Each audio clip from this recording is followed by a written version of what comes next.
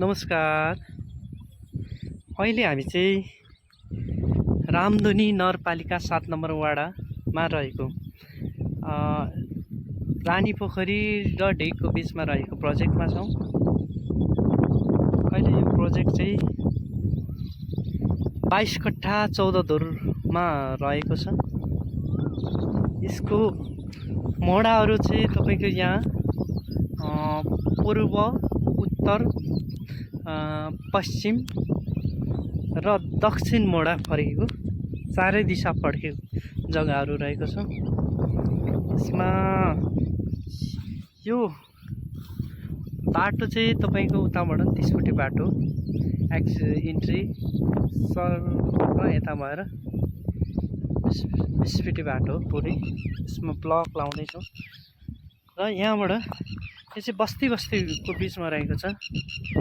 यहाँ बस्तीको यो र यहाँ माथिबाट रानीपोखरी पारी बक्लौरी जाने बाटो र रानीपोखरी जाने बस्तीको बिचमा रहेको जग्गा रहेको छ। यसमा चाहिँ तपाईँको यो जग्गा 12.5 धुर अनि यो 10 धुर, यो पश्चिम फर्केको सबै 10 धुरका टुक्राहरू रहेका छन्। यहाँ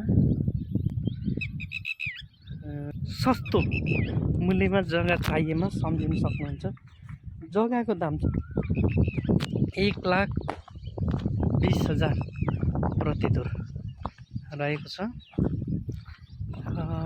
जग्गा एकदमै राम्रो 30/60 30/60 रहेको छ। हिरञ्जन निस्किँदै जाउँ है। यहाँबाट हामी चाहिँ ठ्याक्कै 20 फुटे बाटोमा रहेको जग्गा। यसको कन्स्ट्रक्सनको कामहरू बाँकी नै छ।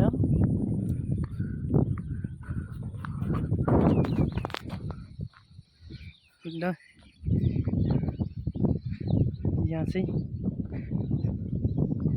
जग्गा लिन चाहनुहुन्छ भने तपाईहरुले सम्झिन सक्नुहुन्छ।